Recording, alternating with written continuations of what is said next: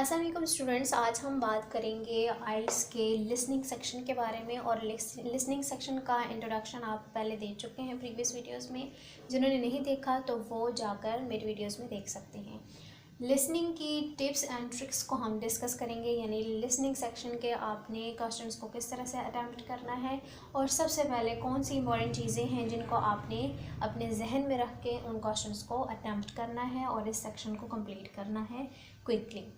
तो सबसे पहली बात ये है कि पहली टिप ये है कि don't try to understand everything, क्योंकि ये नेटिव स्पीकर्स होते हैं और आपको लिसनिंग में थोड़ी सी प्रैक्टिस की भी ज़रूरत है।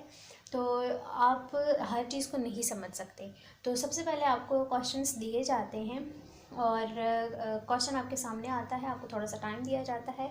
तो उस दौरान आपने क्या करना है, एक दफ़ा गो थ्रू कर लेना है क्वेश्चंस को, और उसके बाद जब ऑडियो प्ले होगी तो आपने हर चीज़ को अंडरस्टैंड नहीं करना, बस उसके की पॉइंट्स को नोट करते जाना है। दूसरी चीज़ ये है, प्रिपेयर क्वेश्चंस क्विकली। यही वही बात है कि जब आपको क्वेश्चंस दिए जाते हैं। दूसरा पॉइंट है प्रिपेयर क्वेश्चंस क्विकली, यानी आपको जब क्वेश्चन पेपर दिया जाता है तो आपको टाइम दिया जाता है और उस दौरान आपने जल्दी से क्वेश्चन नंबर 1 to 5 को रीड करना होता है। जल्दी से आपने उनको रीड करना है और उनको प्रिपेयर कर लेना है। फिर ऑडियो प्ले होगी तो क्योंकि वो क्विकली होती है तो उनको आंसर करने में आपको आसानी हो जाए। नेक्स्ट है आंसर्स कम क्विकली, यानी कि जब ऑडियो प्ले हुई होती है तो ज़ाहिर बात है वो एक प्रॉपर टोन में बात कर रहे होते हैं।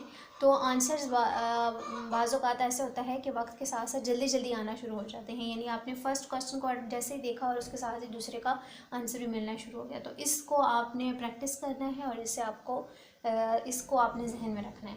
उसके बाद है कीवर्ड्स। अब सबसे पहली चीज़ ये है कि आपने जब आपको टाइम दिया जाएगा तो आपने उसके कीवर्ड्स को हाईलाइट कर लेना है। फॉर एग्जांपल सबसे इम्पॉर्टेंट चीज़ जो है वो ग्रामर की है। आप नाउन, एडजेक्टिव, टाइम वगैरह इस चीज़ को नोट कर लें। कुछ वोकैबुलरी वर्ड्स हैं उनको हाईलाइट कर लें।